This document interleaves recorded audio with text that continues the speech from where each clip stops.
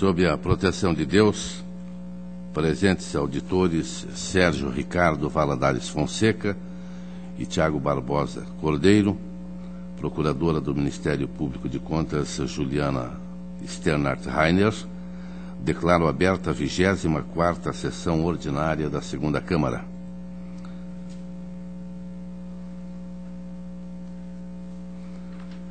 Os processos da pauta do conselheiro Caio Márcio, em razão de sua aposentadoria, eu solicito que sejam todos retirados de pauta e avoco processos que constavam em vistas ao conselheiro Caio Márcio e devolvo aos seus relatores.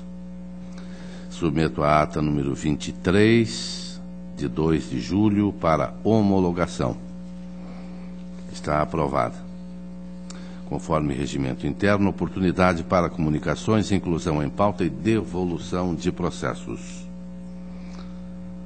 Auditor Tiago Barbosa, a quem já cumprimento por ter interrompido suas férias de apenas uma semana, não é isso?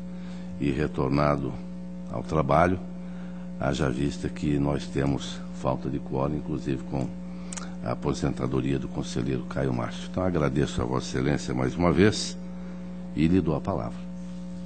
Obrigado, senhor presidente. Tenho para anunciar sobrestamentos, processos sobrestados a serem sobrestados na Diretoria de Controle de Atos Pessoal, 39383 de 2014, 280820 de 2011, 321-59112, 549-16614, 1131-0013, 321-59112 e 269-83014. Esses são da Diretoria de Controle de Atos Pessoal. Na Diretoria de Contas Estaduais, os processos 136311, 117-149-13, 165-487-11, 225.499.13, 385.422.14, 589.559.14, 343.943.12,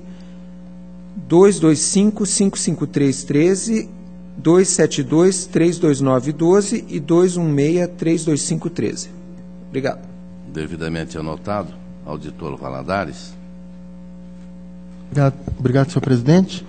Inicialmente, eu anuncio que deferi o sobrestamento da análise do processo 5228413 do meu gabinete e, em substituição ao conselheiro Fábio Camargo, deferi o sobrestamento da análise dos seguintes processos: 300.58510, 211.50710, 681.28113, 750.42913 e 666.96713. E ainda, senhor presidente, para anunciar a devolução a Vossa Excelência dos autos dos processos 259.09812, 146.66812 e 189.83213. Obrigado, senhor presidente. Devidamente anotado, eu estou devolvendo a Vossa Excelência, auditor Sérgio Ricardo, o 110.00207. A palavra está livre.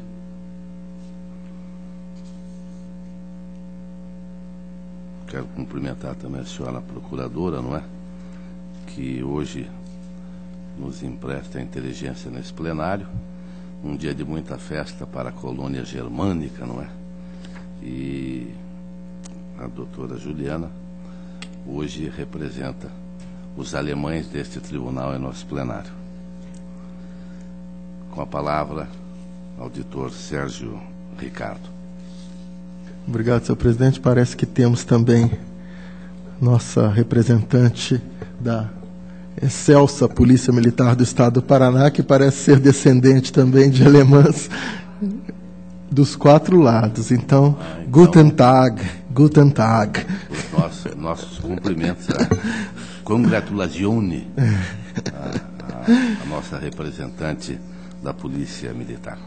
Senhor presidente, senhor conselheiro, senhora secretária, senhores servidores, senhoras e senhores, inicio, senhor presidente, pelo processo 681.420.12, que trata de uma comunicação de irregularidade da Diretoria de Contas Municipais, com fundamento no artigo 262 do Regimento Interno deste tribunal, em face do Consórcio para a Proteção Ambiental do Rio Tibagi, em razão da ausência de remessa de dados contemplados no SIM-AM.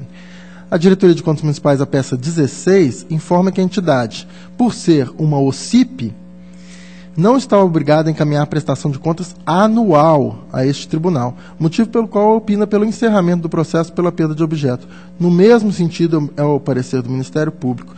E eu observo, claro, que as OCIPs, quando recebem dinheiro público, evidentemente estão sob a jurisdição do tribunal, tanto estão obrigadas a prestar contas, nos termos da Constituição da República, quanto se submetem a auditorias do tribunal. Mas, evidentemente, como não integram a administração pública, não têm que prestar contas ordinárias todo ano, apenas quando recebem recursos públicos do Estado ou dos municípios do Paraná. Se receberem recursos públicos federais, prestam contas ao TCU. Então, acompanhando as posições uniformes pelo encerramento do processo, né, uma vez que não está obrigado a prestar contas anuais. Eu entendi bem a explicação de Vossa Excelência, mas eu apenas, para ficar bem claro, para que não tenhamos problemas na sessão de amanhã, no pleno, a OCIP está obrigada a prestar contas de todos os valores que ela recebe. Neste caso aqui não há nenhum valor, está apenas dizendo que ela não recebeu, então ela não tem que prestar uma conta anual. O entendimento é o seguinte, né, para também deixar bem clara a minha posição, para que... Não, eu até entendi, estou apenas reforçando. Eu sei. Artigo 71, controle externo a cargo do Congresso Nacional será exercido com auxílio do Tribunal de Contas da União, ao qual compete. Aliás, não precisa nem disso, parágrafo único do 70. Prestará contas qualquer pessoa física ou jurídica, pública ou privada, que utilize, arrecade, guarde, gerencie ou administre dinheiros, bens e valores públicos, etc. Então, é óbvio que ela está sob jurisdição. Aqui, no caso, o que está sendo cobrado dela é um procedimento do sistema de acompanhamento mensal. Aqui estão obrigados as entidades da administração pública. Então, ela não tem que ficar ali colocando dados de seu pessoal, se fez concurso público, etc. É só isso. Ela vai prestar contas no processo adequado, que é de transferência voluntária, vai encaminhar a prestação de contas. Então, é só isso. Vai para a DAT quando receber o valor. Exatamente. Mas aqui eu estou apenas referendando, então, o que disseram todos, né, pelo encerramento, mas deixando bem claro o que a Constituição já disse, né, frisando. Mas aqui mesmo nós já ouvimos dizer que não precisava prestar conta, não é? Rasgaram a página da Constituição, mas tudo bem.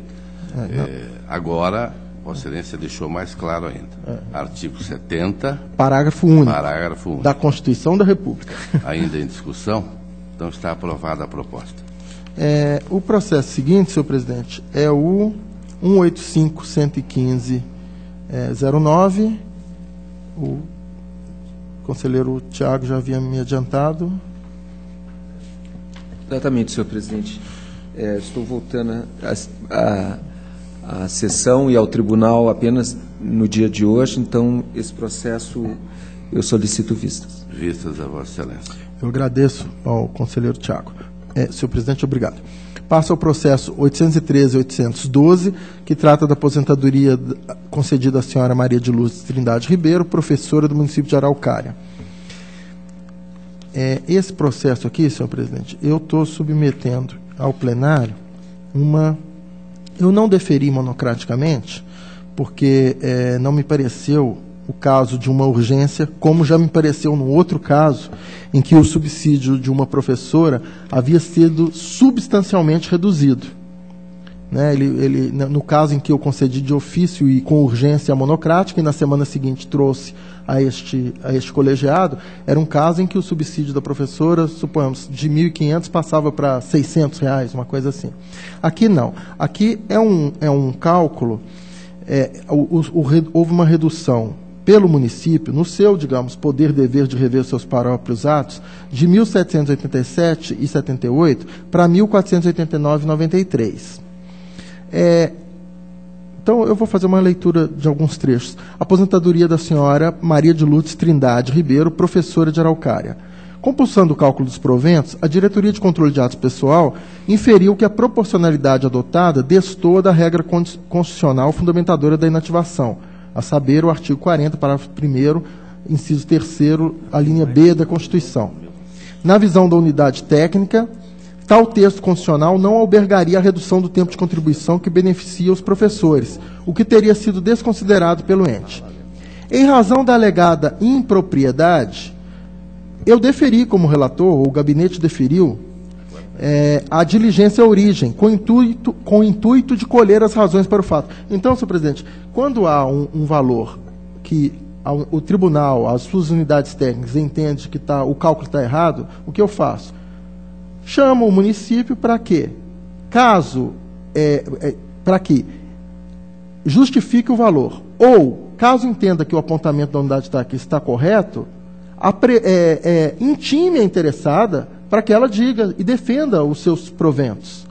Por quê? Para que não seja só uma canetada do município reduzindo bruscamente o benefício. Porque a professora poderia até... então o cálculo é esse, então eu vou querer completar mais 1 ano, mais 2 anos, que me dá direito a um outro cálculo. Não é isso? A professora pode falar, se eu me aposentar então hoje, eu perco. Aqui no caso é aquela discussão, como os professores têm aposentadoria privilegiada em relação ao tempo de serviço, pela Constituição, né, os homens com 30 anos de serviço e as mulheres com 25, aí a dúvida é a seguinte, se ela trabalha, por exemplo, 22 anos, como é feito o cálculo? É 22 sobre 25 do salário ou é 22 sobre 30? É essa a discussão que existe no judiciário. Quer dizer, se ela se aposentar com os 25, ela leva integral. Mas se ela se aposenta com 22, o cálculo é feito como? 22, 25, que seria supostamente o que viria à cabeça pelo senso comum, ou não, porque a Constituição diz que ela tem direito à integral, mas se aposentar antes, a proporção é com 30. Então é essa a discussão. Mas eu não estou nem dizendo o que é o certo e o que é o errado. Eu estou dizendo que tem que ser dada a oportunidade à professora de se manifestar. Inclusive, se ela concordar, falar, olha, não vai ter jeito, então eu tenho realmente que... eu vou perder isso, então, por favor, me deixe trabalhar mais 1 ano, 1 ano e meio, que seja, para garantir a aposentadoria. Então, é apenas aqui uma cautelar para que o município reintegre o valor da professora até que nós possamos ouvi-la e deliberar. É só isso. É só dizer, município, por favor, eu estou citando a professora, vamos ouvi-la antes de rever de ofício este valor, prejudicando a professora. Então, uma cautelar determinando ao município que volte a pagar o valor de antes, até que nós possamos deliberar sobre a matéria. Está em discussão? Senhor presidente, só uma curiosidade, na verdade já concordei, mas o município reviu a proporção a partir da primeira diligência, foi isso? Meio que assim, eu estou pedindo ao município... eu estou instalando contraditório, eu não estou falando o que está certo e o que está errado. Eu estou, município, por gentileza, então, explique aqui quais são as razões que justificam. E se achar que realmente é menos, então eu vou ouvir a professora antes de reduzir. Só isso. Aprovado. Obrigado, senhor presidente. O processo seguinte é o 331.99212, pensão, auxílio reclusão. Trata-se de auxílio reclusão concedido à senhora Iraci Manente Ferreira, cônjuge, e à senhora Carolina Manente Ferreira e a Enzo Manente Ferreira, filhos menores, do ex-servidor Cláudio Alves Ferreira, investigador de polícia, preso em 24/11/2009. Analisando a matéria, a Diretoria de Controle de Atos Pessoal opina pela negativa de registro do ato, por compreender que o artigo 59 da Lei Estadual 12.398/98 não ampara a concessão em exame. Doutor Sérgio, por gentileza, porventura esse processo não está comigo? Então desculpa. Então, perdão, deve estar sim. Desculpa.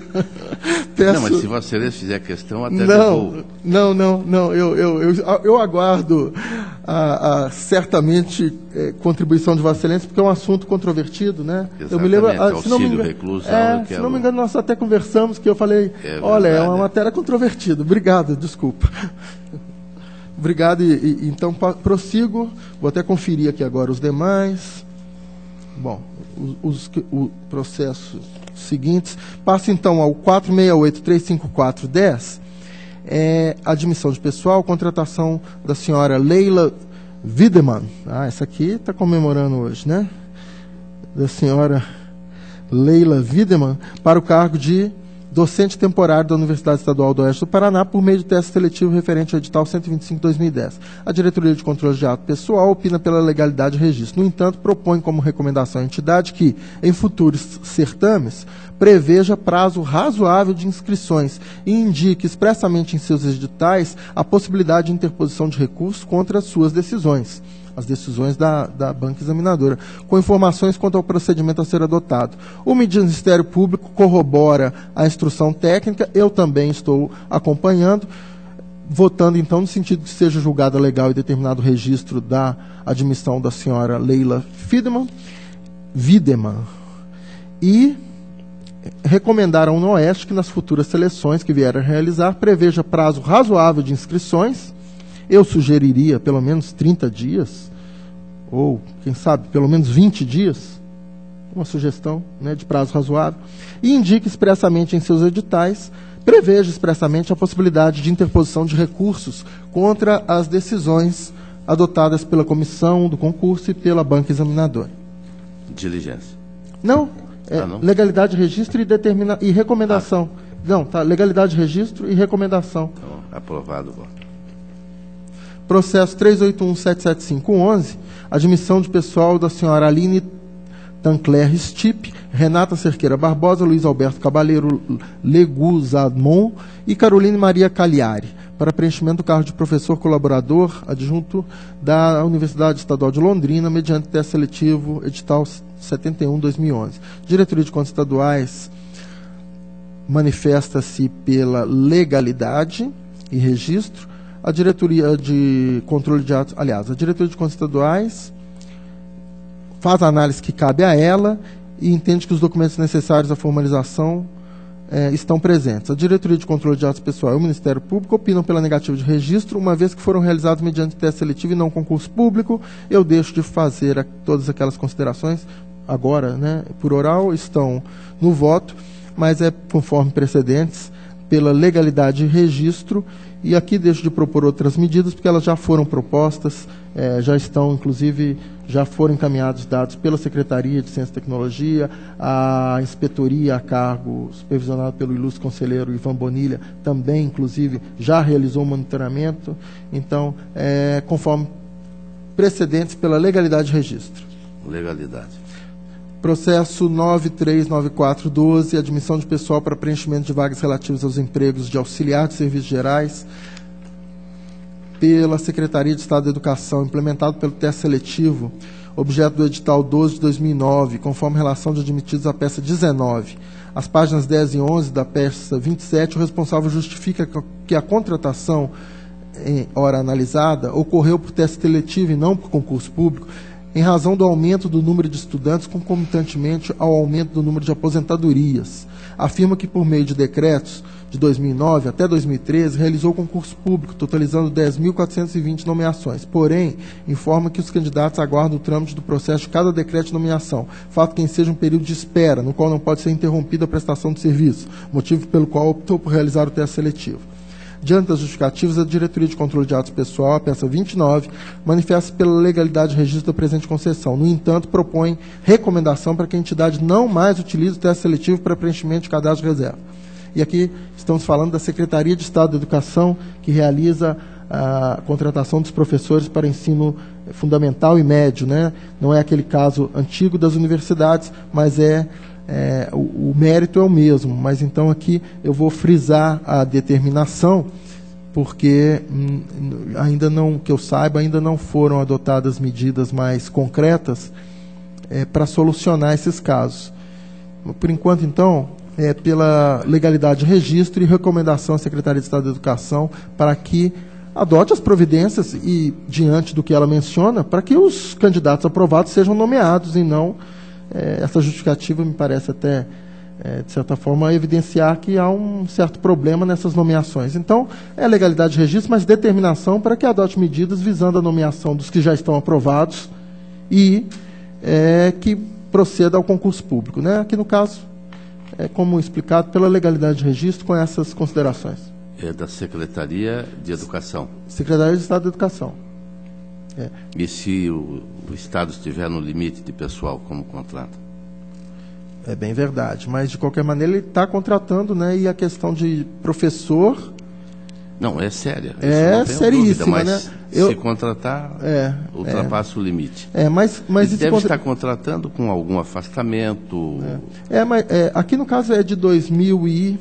O edital é de 2009, então eu tenho a impressão que a matéria já quer dizer, né? Agora, essa preocupação de Vossa Excelência, é claro, aí nós temos que compatibilizar o cobertor curto com a necessidade dos professores, né? E aí é um problema de mais longo prazo e mais complexo, sem dúvida nenhuma. Inclusive, Vossa Excelência mesmo e todos comentaram, todos que estavam no coro, comentaram a questão do volume de gastos do Estado do Paraná com as universidades, né?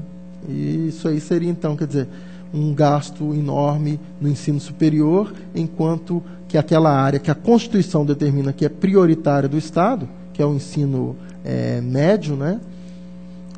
Pode estar perdendo porque o Estado está investindo muito no ensino superior. Mas são considerações realmente para as contas do governo. Mas aqui estou propondo, né, a legalidade de registro e determinação para que solucione o problema dessa demora no trâmite, como justificou a Secretaria, né? Quer dizer que eu estou fazendo um teste seletivo porque o concurso que eu fiz, a tramitação dos decretos de nomeação é lenta. Não, isso aí tem algum problema, né? Com certeza. Então está aprovado o voto. Obrigado. Processo 476-4012. Admissão de pessoal para o provimento de 10 vagas de agente comunitário de saúde pelo concurso público objeto do edital 2 de 2002, de Carlópolis. E aí trago a relação das interessadas. A Diretoria de Controle de Atos Pessoal requereu diligência à origem para que procedesse a juntada de documentos que comprovassem a contratação ou desistência de 4 candidatos, bem como para a juntada de 2 documentos, e assim por diante. E, ao final, a Diretoria de Controle de Atos Pessoal propõe que, como o município tomou medidas para encontrar os documentos, propõe que determinação ao município para que nos próximos concursos públicos adote prazo maior para as inscrições. Ela sugeriu 15 dias, eu vou aumentar para 20, para ficar como no outro, e permita inscrições pela internet. O Ministério Público acompanha o entendimento da unidade e eu estou acompanhando para propor a legalidade de registro e determinação para que nos futuros concursos, deixar bem claro que essa determinação é para o futuro, senhor presidente, agora um parênteses, porque às vezes nós fazemos determinação e isso impede certidão. Mas eu estou fazendo uma determinação para os próximos concursos. Esse nós estamos dando legalidade de registro, deixando bem claro que isso não deve impedir a certidão, porque isso só faz aumentar aqueles processos de certidão, porque o sistema bloqueia. Então, deixando claro que é para os futuros concursos, adota essas medidas de aperfeiçoamento. Aprovado. Processo 322-218-14, requerimento interno protocolizado pelo senhor servidor Edilberto Castelar Nascimento, ocupante do cargo de analista de controle, que solicita o abono de permanência equivalente ao valor de sua contribuição previdenciária, com fundamento no artigo 2º da Emenda Constitucional 41 de 2003. Diretoria de Gestão de Pessoal, pela Instrução 5414, manifestou-se pelo deferimento, considerando que o servidor completou o tempo de contribuição acrescido do respectivo tempo adicional e conta com 53 anos de idade. A Diretoria Jurídica, parecer 219-14, opinou pelo deferimento, uma vez que o requerente preencheu os requisitos para o direito ao abono de permanência, equivalente ao valor da sua contribuição previdenciária. O Ministério Público de Contas, por meio do parecer 7291-14, opinou pelo deferimento do pedido, a partir de 10/4/2014, data esta que o interessado optou pela permanência em atividade, mesmo tendo preenchido os requisitos legais para aposentadoria voluntária. Eu estou acompanhando pelo deferimento. Aqui agora eu tenho dúvida apenas quanto à data. Se seria a data em que ele efetivou as condições, implementou as condições, ou apenas a partir no momento em que ele optou pela permanência.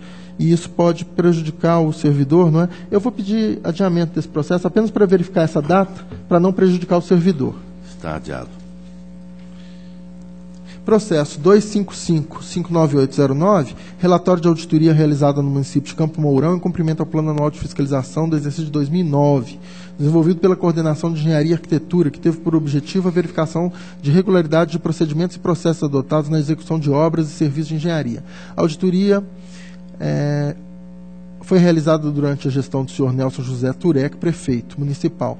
Ressalta-se que a prestação de contas do município referente ao exercício de 2009, processo 184-941-10, recebeu parecer prévio pela regularidade com ressalva, conforme acordo de parecer prévio 4511 da primeira Câmara. O relatório de auditoria apontou 38 irregularidades ao todo, em 4 obras.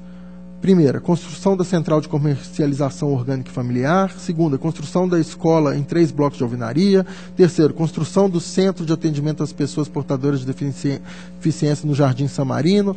Quarto, execução das obras de engenharia para a construção de escola de ensino infantil, projeto padrão FNDE-MEC. As obras do item 1 se relacionam ao contrato de repasse número tal da Caixa Econômica Federal, firmado entre o município de Campo Mourão e o Ministério da Agricultura, Pecuária e Abastecimento. Aqui, das 4 obras, senhor presidente, 3, na verdade, receberam recursos federais e, portanto, não são da competência desse tribunal, mas sim do TCU. Então, eu vou passar esses 3, resumidamente. Nós estamos propondo que seja dado conhecimento ao TCU, e inclusive já incluindo o TCU como interessado, de forma que alguém que queira do TCU acessar o sistema do tribunal possa fazê-lo. Em relação à obra que é com recursos estaduais, é a obra 2, do item 2, que é uma construção de uma escola, se referem ao convênio 17 de 2008 com o Paraná Cidade, no valor de R$1.019.000. Nas áreas do contrato 133 de 2008, referente à execução da obra, o relatório de auditoria encontrou as seguintes falhas: a ausência de designação de representante da administração para acompanhamento e fiscalização da execução do contrato. 2. A ausência de registro de ocorrências da execução do contrato. 3. Não apresentação da cópia da matrícula da obra junto ao INSS. 4. A ausência de acompanhamento do número de funcionários com relação ao recolhimento do INSS e FGTS. Então, senhor presidente, em relação a esse item, a ausência de acompanhamento do número de funcionários com relação ao recolhimento do INSS e FGTS, contrariando o artigo 71, parágrafo 2º da Lei de Licitações e os artigos 219 e 220 do Decreto 3048/99, não houve manifestação do prefeito acerca dessa irregularidade apontada, que ensejou a impossibilidade de verificação junto ao INSS das contribuições previdenciárias devidas vinculadas à execução da obra.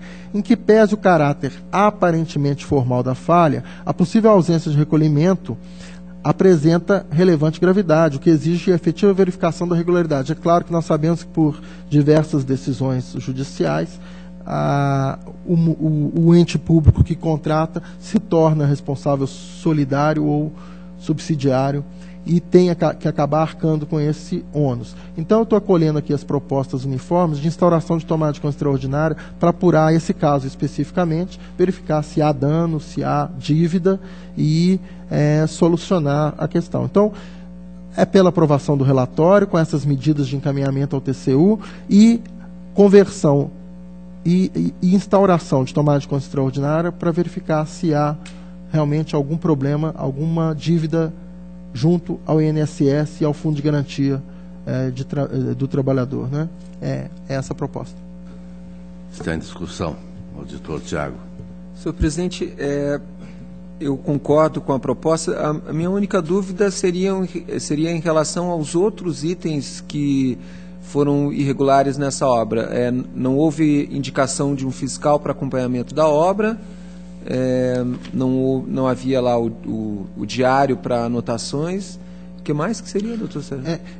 Eu vou ler então o voto que eu tinha pulado. Do estadual. Porque no estadual a prestação a tomada de contas. Ele tem razão. É porque eu vou ler para Vossa Excelência. Ausência de designação de representante da administração. Faltou o documento comprovando a designação formal do representante da administração para essa atribuição, entendendo a Coordenadoria de Engenharia e Arquitetura que houve contrariedade ao artigo 67 da Lei de Licitações. Eu estou aqui fazendo determinação para que verifique isso, mas não estou imputando maiores consequências. Eu estou entendendo que isso aqui não causou dano, né? Em relação à ausência de não apresentação da cópia da matrícula da obra junto ao INSS. A falha apontada enseja a impossibilidade de verificação junto. Não, essa aqui eu estou incluindo na ausência de registro essa aqui. Ausência de registro de ocorrências da execução do contrato, contrariando o 67, parágrafo 1º da Lei de Licitações. Aqui,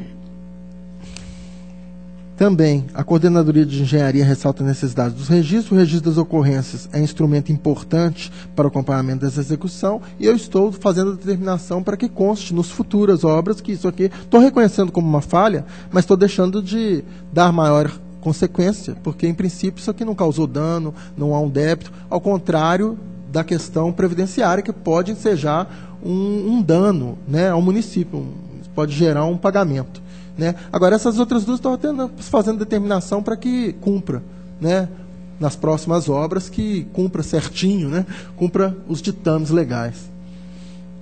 Senhor presidente, se o relatório de auditoria não apontou algum problema na execução da obra de qualidade, aí eu concordo com Vossa Excelência. Então, me parece que é o caso, então eu acompanho integralmente o voto. Está aprovado. Senhor presidente, era o que tinha a relatar, agradeço a atenção. Agradeço a Vossa Excelência e concedo a palavra a Sua Excelência, o auditor Tiago Barbosa Cordeiro. Senhor presidente, eu tenho em pauta 2 processos, um da Câmara Municipal de Curitiba, que me foi devolvido hoje, e um outro que é da Casa Família Maria Porta do Céu de Foz do Iguaçu, que já está adiado. Eu solicito que esses permaneçam adiados. Adiados. Então, não tenho pauta a relatar hoje. Muito obrigado. Agradeço a Vossa Excelência. Passo ao relato da minha pauta. Tenho o protocolo 190-895-09, Fundação da Universidade Federal do Paraná para o Desenvolvimento da Ciência, Tecnologia e da Cultura. Exercício 2008 e a transferência recebida do município de Curitiba. A DAT pela regularidade com ressalva. O Ministério Público opinou pela regularidade, mas faz observações, e a proposta do relator é pela regularidade acompanhando o Ministério Público. Está em discussão, aprovado. O 232.781.11, município de Prudentópolis, prestação de contas de transferência repassada pelo Paraná Cidade, para a construção do Centro Básico de Saúde de Atendimento Integral à Mulher e à Criança de Prudentópolis. A DAT é pela regularidade com ressalva, observou atraso de 3 dias, Ministério Público pela regularidade e a proposta do relator é pela regularidade. Está em discussão, está aprovado. O protocolo 76.217.13, transferência repassada à Associação de Proteção à Maternidade e Infância de Ipiranga, convênio 4/2012, para atendimento a crianças desabrigadas e abandonadas. DAT pela regularidade das contas apresentadas, fazendo recomendações. O Ministério Público também pela regularidade com recomendações. Como houve atraso de 20 dias, a proposta do relator é pela regularidade com ressalva e aplicação da multa do 87.1A da Lei 113/2005 ao senhor Roger Eduardo Angelotti Selski, prefeito responsável pelo atraso. Está em discussão, aprovado. O protocolo 234.447/13, Secretaria de Estado da Família e Desenvolvimento Social, transferência à entidade Aldeias Infantis SOS Brasil de Goiuerê, convênio 5909/2009, DAT pela regularidade das contas e recomendações. Ministério Público também pela regularidade com ressalvas, e esta é a proposta do relator. Está aprovada. 646/230/13, também transferência voluntária, repassada à Universidade Federal do Paraná, exercício de 2009. A Diretoria de Análise de Transferências pela regularidade com recomendações, Ministério Público também pela regularidade com ressalva, houve atraso de 43 dias e a proposta do relator é pela regularidade com ressalvas e aplicação da multa do 87.1A, no valor de R$ 145,10, ao senhor Paulo Roberto Slude Brofman. Está em discussão, aprovado. O protocolo 152.572/13, Câmara Municipal de Campo Bonito, exercício de 2012. A Diretoria de Contas Municipais, pela regularidade, Ministério Público, pela regularidade com ressalvas, aponta quais são as ressalvas, e a proposta do relator é pela regularidade com ressalva das contas do exercício financeiro de 2012, Câmara Municipal de Campo Bonito, responsabilidade de Alceu José Benardi.